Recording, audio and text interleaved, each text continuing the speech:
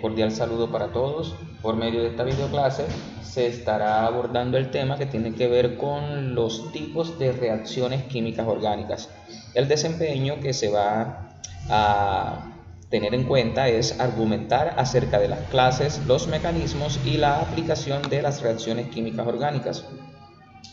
Los materiales que se requieren son, pues obviamente, la guía de trabajo que ya todos han recibido de forma física. También pues esta guía de trabajo la pueden ustedes obtener de forma digital, ya sea visitando el blog institucional de la jornada de la tarde, en donde están disponibles todas las guías de las asignaturas. Y también dentro de los materiales que se requieren, pues obviamente el diario de campo de química para este caso en particular. Entonces, dicho lo anterior, entonces procedemos a presentarles los tipos de reacciones químicas orgánicas. Vamos a estudiar tres tipos, que son reacciones de sustitución, reacciones de adición y reacciones de eliminación. En primer lugar, estaremos abarcando las reacciones orgánicas de sustitución. Este tipo de reacciones se caracterizan porque son aquellas en las que un átomo o grupo de átomos va a ser sustituido o reemplazado por otro. Aquí en esta imagen pueden observar donde estamos abarcando las reacciones orgánicas de sustitución, donde se habla acerca del reemplazo de un radical por otro. A raíz que se ha tenido en cuenta la palabra radical, me permito mencionarles aspectos muy importantes para que la comprensión de esta temática sea lo mejor posible. Bueno, en una reacción orgánica, de forma normal, se distingue la molécula que va a sufrir el cambio estructural, la cual recibe el nombre de sustrato, y la molécula que la ataca, en este caso el reactivo. Haciendo mayor énfasis en lo que es el sustrato, se dice que suele ser la molécula más grande y la que tras la reacción va a experimentar un cambio estructural más importante, modificando de esta manera su grupo funcional. Se entiende por reactivo en las reacciones químicas orgánicas a la especie que ataca a la molécula de sustrato, modificando su estructura. Generalmente suele ser la más pequeña y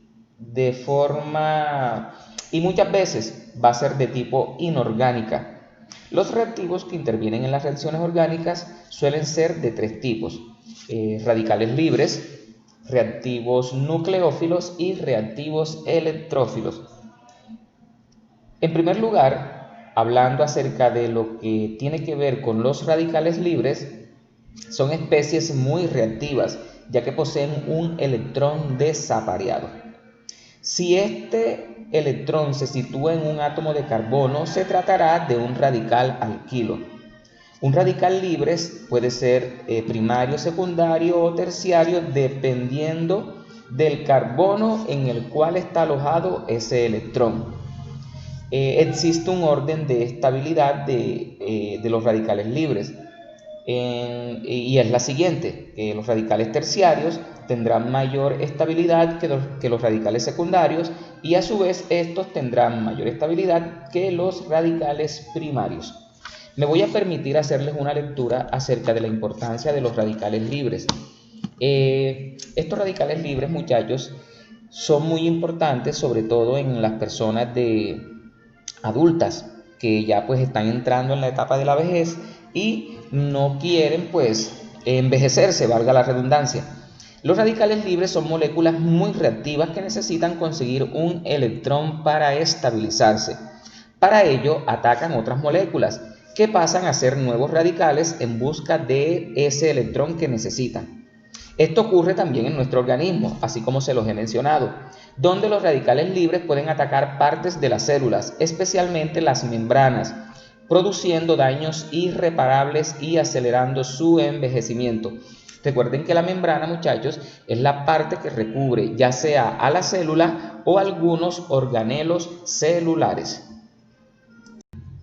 Aquí en esta imagen observan un ejemplo de célula en el que se destaca la membrana celular. Fíjense que aquí se las estoy señalando. Toda esta parte externa de la célula, la cual recubre y protege el contenido que está dentro de la célula, se conoce como membrana celular. En el caso específico, que tiene que ver con los radicales libres, aquí tenemos otro tipo de célula, ¿verdad? Y aquí, dentro de los diversos organelos que tiene la célula en su interior, en el citoplasma, encontramos las mitocondrias. Un caso particular es el de las membranas de este organelo celular, la mitocondria, la cual está especialmente expuesta al ataque de los radicales. Recuerden que en la mitocondria se produce o se lleva a cabo el proceso de respiración celular, aquí en esta mitocondria. Por eso se dice de forma coloquial que la mitocondria es el pulmón de la célula, ¿verdad? Se hace como que esa analogía, como que esa comparación, ya que en este organelo, que es supremamente importante, es donde la célula obtiene la energía necesaria para realizar sus funciones y de esta forma todo el organismo en su conjunto poder realizar cualquier tipo de trabajo. Entonces miren lo importante que son las mitocondrias. Entonces, como les decía, aquí en la mitocondria se lleva a cabo el proceso de respiración celular, que es el proceso por el que la célula obtiene la energía necesaria para realizar todos los procesos vitales. Es una reacción que va a requerir del aporte de oxígeno para producir la oxidación de la glucosa. Y esto genera radicales superóxidos, que son muy reactivos y que por lo tanto destruyen la membrana de la mitocondria. Además de los radicales producidos en nuestro organismo, agentes externos como la contaminación atmosférica, el humo del tabaco o el consumo de grasas animales favorecen su formación y sus ataques a nuestras células. Afortunadamente en el organismo existen enzimas que nos protegen de los radicales libres, pero además podemos incorporar a través de la dieta sustancias antioxidantes que van a proteger a nuestro organismo. Los antioxidantes son sustancias que tienden a ceder fácilmente electrones.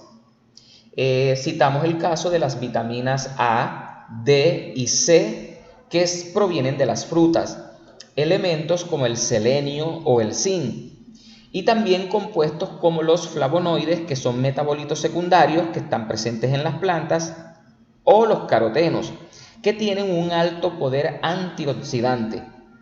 Para cuidarnos del envejecimiento prematuro, debemos entonces seguir una dieta rica en frutas y verduras y evitar el consumo de grasas saturadas y evitar en todo caso fumar. Entonces fíjense ustedes cómo está relacionado el tema de los radicales libres con un proceso que todos los seres humanos, ¿verdad?, vamos a experimentar, como lo es el envejecimiento. Entonces, si de pronto quieres evitar que ese envejecimiento llegue de forma muy prematura, entonces pues sigue las recomendaciones que se te dan en cuanto al consumo de frutas y verduras y en alimentos que sean ricos en flavonoides. ¿Oyeron? Recuerden que estos flavonoides son uno de los metabolitos secundarios que estudiamos en el semillero de investigación fitoquímica. Bien, ahora entonces hablamos también de los reactivos nucleofílicos. Recuerden que inicialmente les estaba hablando de los 3 tipos de reactivos, ¿verdad?, que intervienen en las reacciones inorgánicas. Ya les hablé acerca de los radicales libres, ahora les voy a hablar acerca del segundo tipo, que son los reactivos nucleófilos. Estos reactivos nucleófilos son especies con zonas de gran densidad electrónica.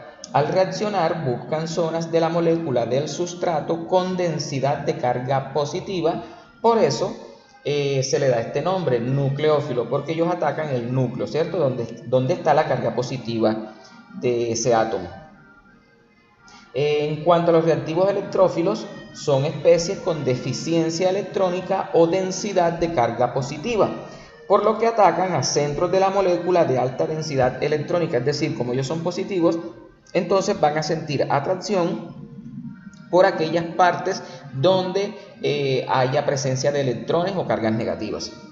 Bien, dicho esto, entonces ahora sí, procedemos a explicar lo que son las reacciones de sustitución. Como les había mencionado previamente, son aquellas en las que un átomo o grupos de átomos va a ser sustituido o reemplazado por otro. Y aquí en la guía que ustedes tienen les aparece este ejemplo general, donde tenemos que este compuesto orgánico reacciona con un determinado reactivo y se va a obtener, ¿verdad?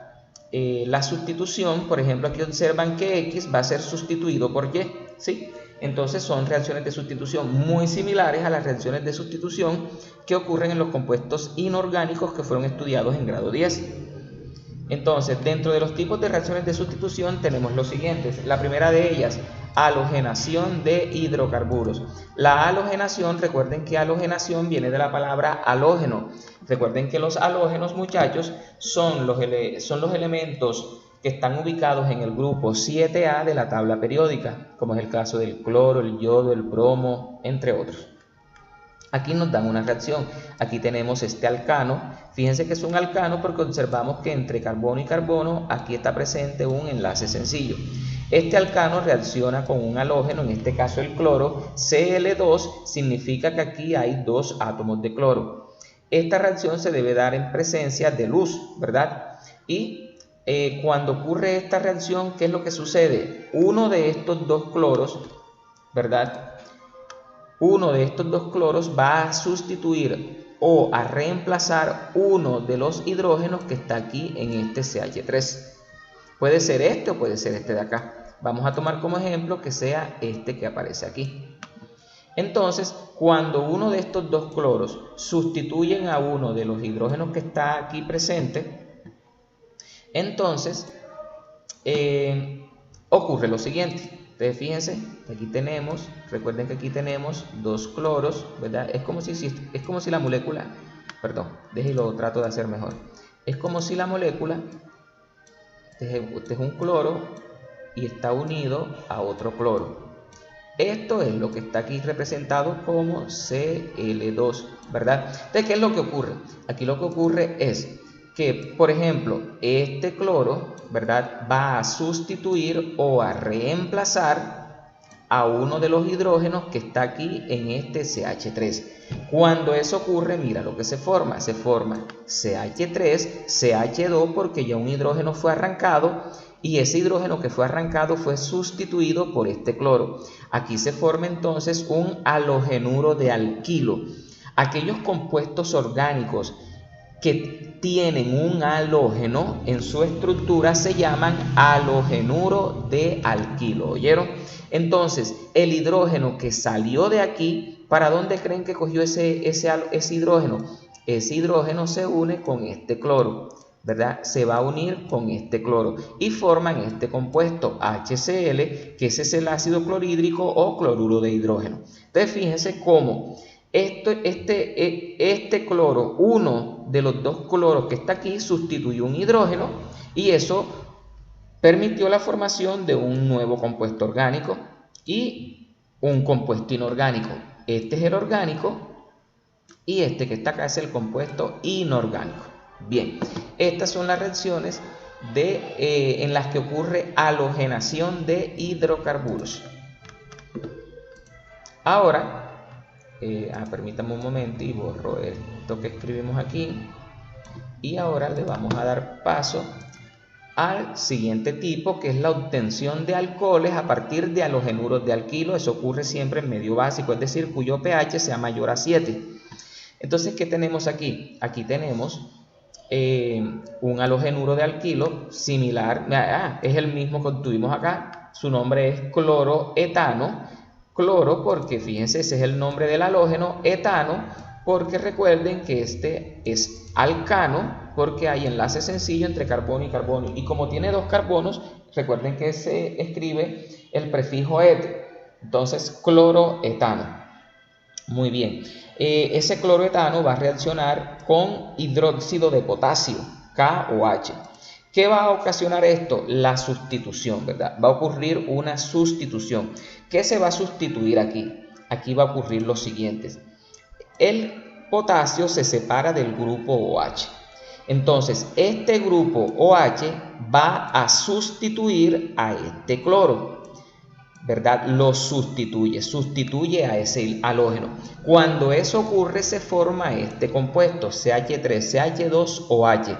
Esto es un alcohol. Es un alcohol, muchachos, porque en los compuestos orgánicos en donde esté presente el grupo OH es inmediatamente la función química alcohol. Recuerden que en los compuestos orgánicos, aquellos que tenían OH, como el caso de aquí del hidróxido de potasio, recuerden, este es un compuesto orgánico. La presencia del grupo OH da a entender que se trata de un hidróxido o de una base, pero en los compuestos orgánicos, como el CH3, CH2OH, la presencia de este OH va a significar que se trata de un alcohol. ¿Oyeron? Alcohol, tengan eso presente. Muy bien. Ahora, el OH reemplazó al cloro que estaba aquí, ¿verdad? Ahora, ¿qué ocurrió con este cloro? Este cloro, como queda libre, ¿con quién se va a unir? Se va a unir con este potasio. Cuando se une con el potasio, se forma este compuesto inorgánico. Es inorgánico porque pues, ustedes no observan carbono allí por ningún lado. Entonces, este compuesto se llama el cloruro de potasio, que es una sal, ¿oyeron? Entonces, fíjense lo que está ocurriendo allí en este tipo de reacciones. Muy bien. Pasamos entonces a la C, que es la obtención de halogenuros a partir de alcoholes. Esto va a ocurrir en medio ácido. Entonces es lo contrario, muchachos. Fíjense que es lo contrario del punto B, donde obteníamos alcoholes. Ahora vamos a obtener halogenuros a partir de alcoholes. Entonces aquí tenemos este alcohol que se llama el etanol. Más adelante les explicaré la nomenclatura de los alcoholes. Entonces el etanol reacciona en presencia de un ácido, ¿verdad? En este caso el ácido clorhídrico, que es el HCl. ¿Y qué ocurre aquí? Aquí lo que ocurre es lo siguiente. Este hidrógeno se va a separar del cloro. Ahora, este cloro va a sustituir a este grupo OH que está aquí presente. Y por lo tanto ese grupo OH, al ser sustituido, ¿verdad? Este grupo OH, al ser sustituido, se va a unir con este hidrógeno que quedó libre acá y van a formar una molécula de agua. HOH es H2O, es decir, agua. Entonces, ¿qué se ha obtenido aquí? Aquí se obtuvo un halogenuro de alquilo, es decir, una cadena de carbono que tiene halógeno. ¿Listo? Fíjense, aquí está formado. En el punto D nos están presentando reacciones de sustitución clásicas del benceno. Recuerden que acabamos de ver el benceno en la guía anterior. ¿Y qué es lo que ocurre aquí? Aquí ocurren tres tipos de reacciones cuando se trata con el benceno: halogenación, nitración y alquilación. En el caso de la halogenación, añadir al benceno un halógeno, en este caso cloro. Entonces fíjate, aquí tenemos el benceno C6H6. Vamos a hacer la figura aquí del benceno. Voy a tratar de hacerla aquí, muchachos. Pues bueno, no quedó tan bien, pero más o menos algo así. Hacemos el círculo, este es el benceno. ¿Qué pasa? Está reaccionando con este cloro. ¿Qué es lo que ocurre aquí? Recuerden que Cl2 significa que hay dos átomos de cloro allí. Entonces, ¿qué es lo que está ocurriendo aquí? Supóngase que este cloro va a sustituir a cualquiera de los hidrógenos que están presentes en este halógeno, ¿verdad? Este cloro va a sustituir a un hidrógeno. Siendo así, entonces, supongamos que sea aquí, ahí se une el cloro. En lugar de haber hidrógeno, entonces el cloro se une. Y este hidrógeno que sale de aquí, ese hidrógeno que sale de aquí, ¿para dónde creen que cogen ustedes? Ese hidrógeno, muchachos, se va a unir con este cloro que quedó libre. Cuando eso ocurre, se forma el HCl. Entonces, eso es lo que está ocurriendo aquí en la halogenación. La sustitución que hace un halógeno por un hidrógeno del benceno. Muy bien. El segundo tipo es la nitración, que es un caso muy similar a lo que ocurrió en la halogenación. Acá, ¿qué es lo que está ocurriendo? Fíjense que acá tenemos el benceno, tenemos el ácido nítrico, ¿verdad? HNO3. ¿Y qué es lo que ocurre? Este grupo NO3, este grupo va a sustituir a un hidrógeno de lo que está aquí en el benceno. ¿Y qué es lo que ocurre? Entonces se forma C6H5NO2 más agua. ¿Saben? Algo muy similar a lo que ocurrió anteriormente. Y por último tenemos la alquilación. Tenemos la alquilación en donde el benceno, ¿verdad?, va a reaccionar con un halogenuro de alquilo. Fíjense que es un halogenuro porque es un compuesto orgánico que tiene un halógeno, en este caso el cloro. Entonces, ¿qué es lo que ocurre aquí? Aquí lo que ocurre es que este CH3 se va a separar de este cloro.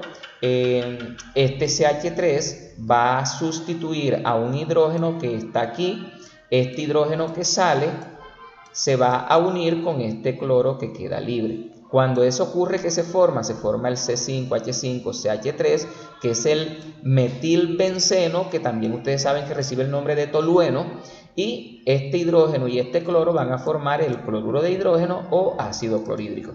Entonces, fíjense cómo es el mecanismo de reacción con el benceno. Luego de ello, entonces ahora pasamos a las reacciones de adición. Bien, las reacciones de adición, como su nombre lo indica, son aquellas en las que un átomo o grupo de átomos se van a adicionar especialmente a un doble y triple enlace. Estas reacciones de adición, muchachos, generalmente ocurren con alquenos y alquinos, es decir, compuestos orgánicos que tengan doble o triple enlace. Bien, en este caso vamos a explicarles una regla muy importante que se llama la regla de Markovnikov. Bien, pero antes de eso, fíjense en el ejemplo general que les están brindando en la guía. Fíjense que aquí les presentan un alqueno, aquí tenemos este reactivo. ¿Qué ocurre? Cada uno de ellos se va a adicionar a uno de los carbonos y cuando ocurre esta adición, por ejemplo, X se adiciona a este carbono y Y se adiciona a este otro. Cuando esto está ocurriendo, ¿qué sucede aquí? Este doble enlace inmediatamente se rompe el enlace pi. Recuerden que en los alquenos está presente un enlace sigma y un enlace pi. Se rompe el enlace pi, ¿verdad? Porque se han adicionado estos átomos aquí a esta cadena de carbono en donde está presente el doble enlace. Y esto va a dar origen ya sea a un alcano o a un halogenuro de alquilo, también puede ser. ¿Oyeron? Muy bien. Permítanme y borro esto. Bien, la regla de Markovnikov dice acá: el hidrógeno se une donde hay más hidrógeno. En otras palabras, en la adición de un reactivo asimétrico a un doble o triple enlace, la parte electrófila se une al átomo de carbono de la insaturación menos sustituido, es decir, el que tiene más hidrógeno, y el nucleófilo al más sustituido, es decir, al que tenga más hidrógeno. ¿Qué es lo que está resumido aquí? El hidrógeno se une al carbono donde hay más hidrógenos. Entonces, aquí se van a presentar diversos tipos, ¿verdad? El caso de la hidrogenación, es decir, hidrogenación viene de la palabra hidrógeno, es decir, adicionar, sumar, añadir hidrógenos. Entonces aquí tenemos el caso de este alqueno, ¿verdad? Este es el 2-buteno. Recuerden que el 2-buteno también se puede escribir así como está aquí señalado, but-2-eno, es decir, en el carbono 2 está presente el doble enlace. Puede ser but-2-eno o simplemente 2-buteno, como se les explicó anteriormente en las guías. Este 2-buteno va a reaccionar con este hidrógeno. Fíjense que H2, ¿qué va a significar? H2 significa que están presentes, dos hidrógenos, ¿verdad? Algo así. Entonces, ¿qué es lo que ocurre aquí? Adición de hidrógenos. Que de forma sencilla, ¿qué es lo que va a suceder aquí? Aquí lo que va a suceder es que este hidrógeno se va a unir a este carbono que está participando del doble enlace y este otro hidrógeno se va a unir a este carbono que está también participando del doble enlace. Cuando eso ocurre, ¿qué se origina? Fíjense que aquí tenemos un alqueno. Como adicionamos hidrógeno, se rompe el enlace pi, que está aquí en este doble enlace, ¿y qué ocurre? Se forma un enlace sencillo, es decir, que a partir de un alqueno podemos obtener un alcano por medio de una reacción de hidrogenación o adición de hidrógeno. Entonces, fíjense qué sencillo es este mecanismo de reacción. Tenemos otro caso. Tenemos aquí un alquino, tenemos el but2-ino o el 2-butino, ¿verdad? Aquí tenemos el triple enlace. Ocurre adición de hidrógenos. Fíjense que en la medida que aumenta de doble a triple enlace, la cantidad de hidrógeno que se requiere va a ser mayor. ¿Oyeron, muchachos? Entonces, ¿qué es lo que ocurre primero? Aquí 2H2 significa que hay 4 hidrógenos. ¿Oyeron? 4 hidrógenos. Entonces, esta reacción inicialmente ocurriría de la siguiente forma. Recuerden que hay 4 hidrógenos aquí, pero inicialmente van a participar 2 hidrógenos. Inicialmente participan 2. Entonces, fíjense en este caso del alquino, va a suceder algo muy particular. Entonces, cuando a este alquino se le adicionan estos 2 hidrógenos, entonces un hidrógeno viene para este carbono y este otro hidrógeno viene para este otro carbono. ¿Qué se está formando aquí? Miren, aquí se está formando un alqueno, es decir, a partir del alquino obtenemos por una primera hidrogenación un alqueno. Luego, este alqueno sigue reaccionando con los otros 2 hidrógenos que quedaron aquí sin reaccionar, ¿verdad? Recuerden que aquí hay 4, entonces ya llevo 2, entonces al adicionar los otros 2 hidrógenos que quedan allí, entonces, ¿qué va a ocurrir? Va a ocurrir lo que estamos indicando aquí en esta parte del alqueno, es decir, este hidrógeno cogería para acá y este otro hidrógeno se añadiría a este otro carbono. Y entonces, a partir de este alqueno, ¿qué se obtendría? Se obtendría obviamente este alcano, es decir, que a partir de la hidrogenación, a partir de un alqueno, obtenemos un alcano y a partir de un alquino se da la primera hidrogenación, se obtiene un alqueno, se hace una segunda hidrogenación para obtener finalmente un alcano. Fíjense que el resultado, el producto que se obtuvo en este primer ejemplo es idéntico a este segundo producto que se obtuvo a partir del alquino, precisamente porque el objetivo de estas reacciones de hidrogenación es a partir de compuestos orgánicos que tengan dobles o triples enlaces, obtener compuestos con enlaces sencillos. Muy bien. En segundo lugar tenemos entonces a la adición de halógenos. Es muy similar a la parte de la hidrogenación. ¿Listo? Fíjense, Br2, aquí tenemos Br2. ¿Qué significa eso? Ya ustedes saben, significa que aquí están presentes 2 átomos de bromo. Aquí he tratado de escribírselos. Muy bien.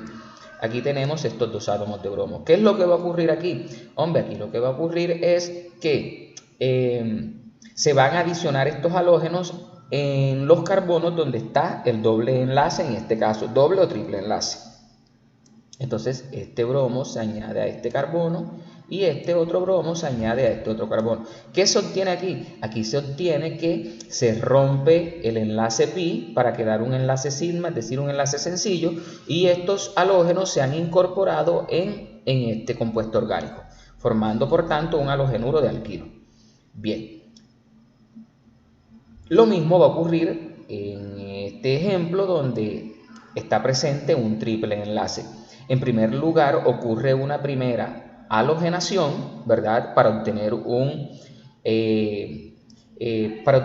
compuesto que va a tener un doble enlace, y luego se hace una segunda halogenación para romper ese enlace que está presente y de esta forma obtener este compuesto que es un halogenuro de alquilo igual que este que está acá. Entonces, fíjense ustedes que en estas reacciones de adición lo que se pretende es, en todo caso, romper el doble o triple enlace. En la parte C tenemos la adición de halogenuros de hidrógeno. Adición de halogenuros de hidrógeno, es decir, en este caso son compuestos inorgánicos, ¿cierto? Van a tener, miren, por ejemplo aquí el bromuro de hidrógeno o ácido bromídrico. Bien, entonces, ¿qué es lo que va a ocurrir acá? Acá lo que va a ocurrir, aquí sí se cumple la regla de Markovnikov, en donde dice, ¿verdad? La regla de Markovnikov dice, permítame un momento, la regla de Markovnikov dice que el hidrógeno se va a unir al carbono donde hay más hidrógenos. Aquí sí se va a aplicar esta regla directamente. Entonces tenemos el HBr, ¿verdad? Entonces, el hidrógeno, ¿a quién se va a adicionar? El hidrógeno, bueno, en primer lugar observamos dónde está presente el doble enlace. Nos damos cuenta que está presente en esta zona de aquí. Fíjense que este tiene un CH y este tiene CH2. Según la regla de Markovnikov, este hidrógeno se va a adicionar al carbono que tiene más hidrógeno, en este caso el CH2, y se forma, aquí está, mira, el CH3. Y este bromo se va a unir al carbono que tiene menos hidrógenos. Entonces aquí se forma CHBr, CH3. Entonces fíjense ustedes cómo se cumple aquí la regla de Markovnikov. Por último tenemos el punto D, en donde nos hablan acerca de la formación de alcoholes a partir de la adición de agua. Recuerden que H2O está representado por HOH, ¿cierto? HOH, dos hidrógenos y un oxígeno. ¿Qué es lo que va a ocurrir aquí? Aquí lo que va a ocurrir es que el hidrógeno se va a separar, se va a escindir del grupo OH. Entonces, ¿qué es lo que ocurre aquí? Aquí también se sigue cumpliendo la regla de Markovnikov, en donde observamos que el hidrógeno se va a unir al carbono que tiene más hidrógenos y se forma el CH3. Y este grupo OH que queda aquí por reaccionar, este grupo OH, ¿a dónde se va a adicionar? Al otro carbono que está participando del doble enlace, formando por tanto un alcohol, CH3CH, OH, CH3. La presencia de este OH en este compuesto orgánico significa que se ha formado un alcohol, el 2-propanol, o como acá se los está mencionando, propan 2-ol, es decir, que en el carbono 2 está presente un grupo OH. Bien, entonces fíjense lo fácil de comprender que es el mecanismo de reacción de las reacciones, para toda la redundancia, de adición. Llegamos entonces al tercer tipo, que son las reacciones de eliminación. Bien, en estas reacciones de eliminación son aquellas en las que un átomo o grupo de átomos, generalmente contiguos o que sean vecinos, se eliminan de una cadena carbonada, formándose por lo tanto un doble o un triple enlace.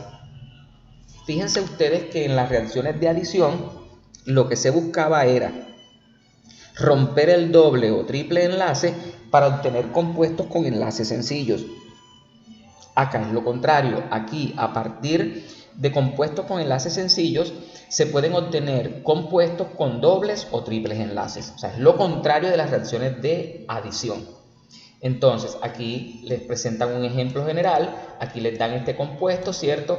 En este compuesto han eliminado este átomo, por decirlo así, y este otro, y que da origen, o sea, ¿qué es lo que causa que se eliminen estos dos átomos de este compuesto?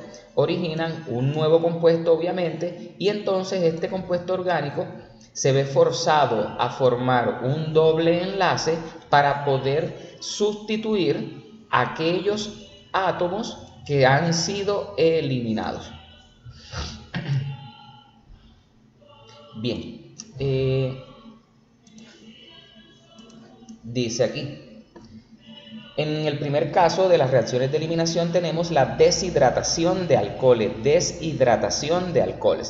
Dice que se va a eliminar un grupo OH y un átomo de hidrógeno del carbono contiguo que tenga menos hidrógenos.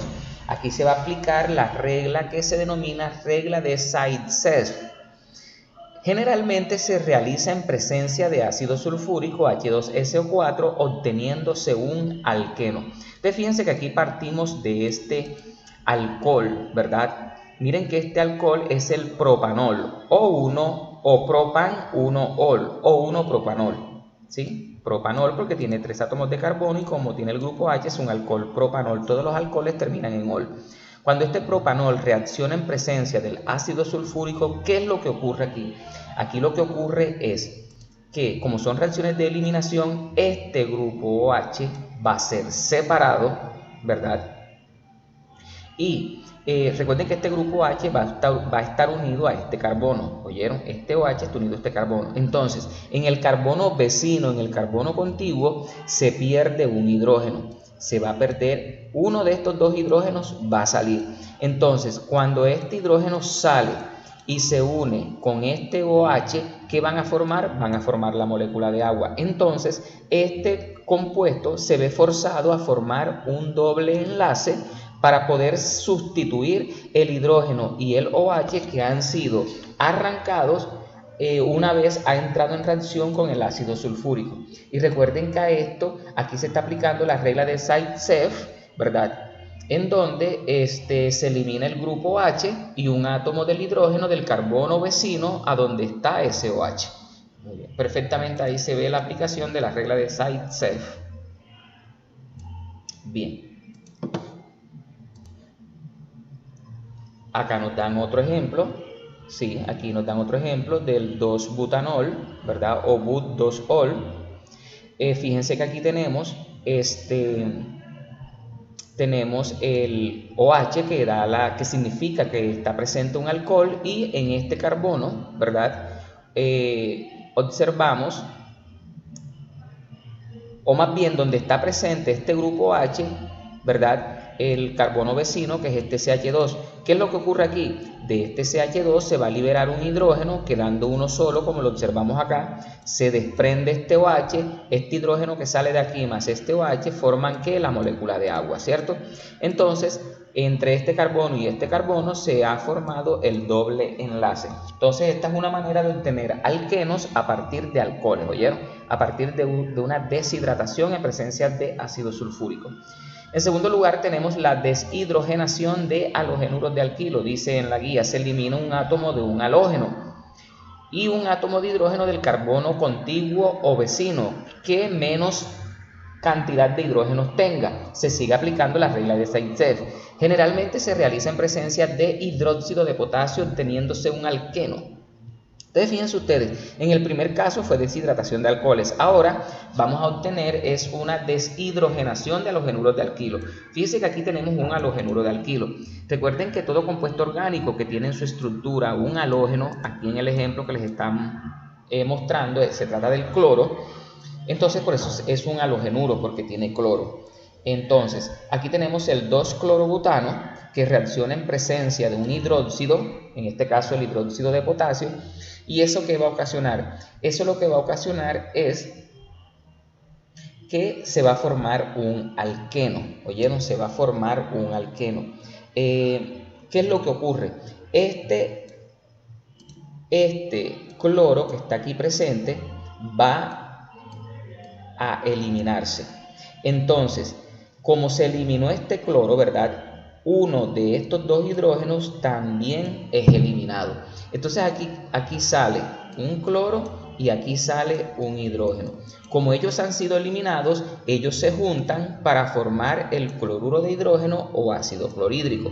¿Y qué ocurre entonces qué va a ocurrir entonces entre este carbono? Permítame un momento. ¿Qué va a ocurrir entonces entre este carbono y este otro? Se da la formación del doble enlace. Entonces, esta es una forma de obtener alquenos también, aplicando la regla de Zaitsev. En cuarto lugar, tenemos las reacciones de condensación.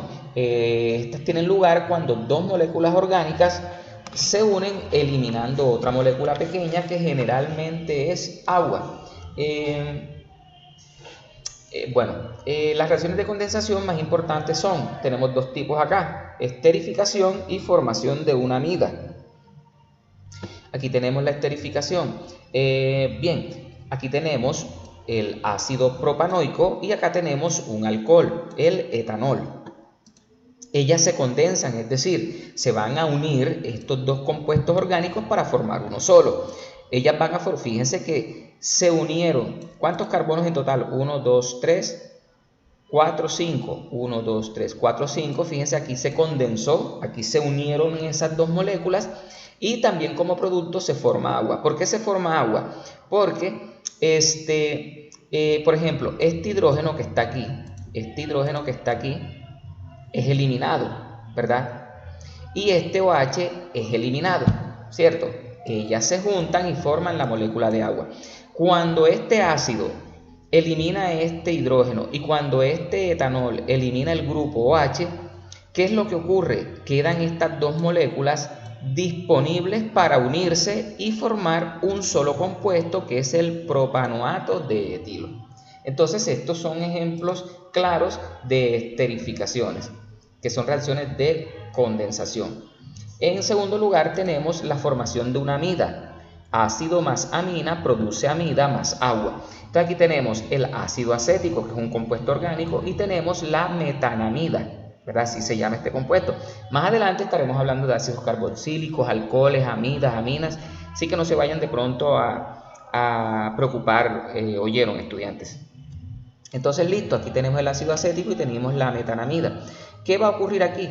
Aquí también, fíjese, va a ocurrir condensación en donde este ácido acético se va a unir a esta metanamida para formar la N-metiletanamida, ¿oyeron? Más agua. Fíjense que generalmente se está formando agua. ¿Qué es lo que ha ocurrido acá? Fíjense que aquí 1, 2 carbonos, 3 carbonos, 1, 2, 3. Fíjense, aquí tenemos los 3 carbonos que resultan. Y tenemos este grupo, el nitrógeno, que es el que le da la característica de amida, ¿oyeron? La presencia de este nitrógeno. Entonces, ¿qué ocurrió aquí? Aquí lo que ocurrió fue entonces que aquí uno de los hidrógenos sale, ¿cierto? Y este grupo H sale también, formando la molécula de agua. Al salir entonces esta molécula se une con lo que queda de acá, formando entonces esta metiletanamida. Muy bien. Y en quinto lugar tenemos las reacciones de oxidación, reducción o reacciones redox. Dice que estas van a transcurrir con cambio en el estado de oxidación de los átomos implicados. En el primer caso, reacciones de oxidación, tenemos la oxidación de alcoholes. Vamos a mirar cuando se trata de alcoholes primarios, secundarios y secundarios. Entonces, para el caso de los alcoholes primarios, la oxidación de alcoholes primarios en presencia de un oxidante como el dicromato potásico conduce o produce aldehídos. Los aldehídos son otro tipo de compuestos orgánicos. Si se continúa con la oxidación, llegaremos a un ácido. Si utilizamos el permanganato de potasio, KMnO4, que es un oxidante más fuerte, llegamos al ácido directamente. De aquí tenemos el alcohol primario, ¿verdad? Tenemos el oxidante, que es el dicromato potásico. Esto va a producir un aldehído. Sigue pues reaccionando con otro oxidante hasta obtener un ácido. Aquí tenemos entonces el ejemplo, tenemos el propanol, ¿verdad?, que reacciona en presencia del dicromato potásico. Esto va a producir el aldehído, que es el propanal, es decir, se ha eliminado un hidrógeno. Se han eliminado hidrógenos, fíjense, se han eliminado hidrógenos aquí, 2 hidrógenos en total, y esto sigue reaccionando, ¿verdad?, hasta obtener el ácido. Si esto se hace con permanganato de potasio, a partir de este propanol se puede obtener directamente este ácido.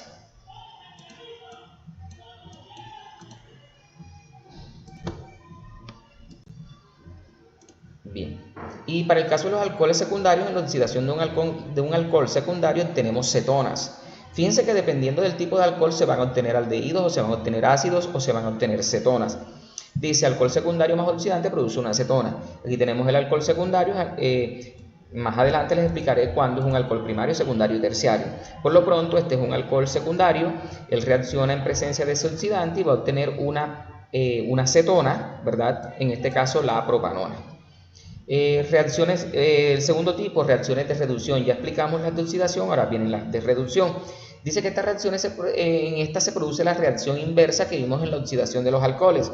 Es decir, que a partir de un ácido podemos obtener alcoholes. Entonces, ácido, aquí tenemos un ácido, aquí se emplea un reductor fuerte y entonces luego vamos a obtener el respectivo alcohol. Reducción de aldehídos y cetonas a alcoholes.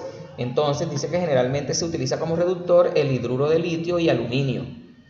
Entonces tenemos el aldehído más el reductor, va a producir un alcohol primario. Aquí tenemos el caso de este aldehído, que es el propanal, reacciona en presencia de este reductor y aquí se obtiene el respectivo alcohol. Acá tenemos una acetona, ¿verdad? La propanona reacciona con este reductor, obteniendo también ese respectivo alcohol. Y las reacciones de combustión. Bueno, las reacciones de combustión son un tipo de reacciones de oxidación en las que se produce la rotura violenta de la cadena carbonada, dando como producto los óxidos de los respectivos elementos que componen la cadena y desprendiéndose energía mediante luz y calor. Estas reacciones de combustión son reacciones de tipo exotérmicas, ¿oyeron? Porque pues obviamente se da liberación de energía. Entonces aquí tenemos el etanol, ¿verdad? El etanol cuando pues está en presencia de oxígeno, se produce ese tipo de reacción en particular, produciendo dióxido de carbono y agua. Entonces, aquí muchachos, les propongo las siguientes actividades para que ustedes las desarrollen en esta tercera entrega de guías, que van a tener un mes para desarrollarlas, ¿oyeron? En primer lugar, van a decir que en un cuadro comparativo van a sintetizar las clases de reacciones químicas que fueron expuestas en el documento, es decir, vas a hacer un cuadro comparativo donde vas a comparar las reacciones de sustitución, las reacciones de adición y las reacciones de eliminación, de forma muy sintetizada, muy precisa. En segundo lugar, ¿qué vas a hacer? Vas a clasificar y completar las siguientes reacciones orgánicas con productos reactivos o catalizadores donde sea necesario o donde hagan falta. Por ejemplo, aquí, fíjate, aquí te dan este alquino que reacciona en presencia de hidrógeno. Tú vas aquí a escribir cuál es el producto que se obtiene. Aquí te están dando el primer reactivo y te piden que especifiques aquí, que indiques cuál es este segundo reactivo que se necesita para producir este compuesto. Acá te dan los reactivos, vas a decir cuál es el producto que se obtiene, acá tienes que decir cuál es el reactivo inicial, acá cuál es el producto que se obtiene, acá cuál es el reactivo inicial, en este caso cuáles son los productos que se obtienen, al igual que en el punto H. En tercer lugar dice, si el 2-cloropentano experimenta las siguientes reacciones: deshidrohalogenación y posterior hidratación, ¿cuál será el producto final? Aquí vas a escribir las ecuaciones químicas correspondientes. ¿Oyeron? Entonces escribes la fórmula del 2-cloropentano. Ese 2-cloropentano le aplicas deshidrohalogenación, escribes el producto que se obtiene y luego a este producto que obtuviste lo vas a hidratar, ¿verdad? Va a haber una hidratación y vas también a escribir el producto que se obtiene allí. Es decir, vas a escribir las ecuaciones químicas y vas a mencionar cuáles son esos productos que has obtenido. En cuarto lugar, vas a hacer un laboratorio virtual. Dice que vas a realizar la práctica de laboratorio en la herramienta BELAT-Q denominada reversibilidad de las reacciones.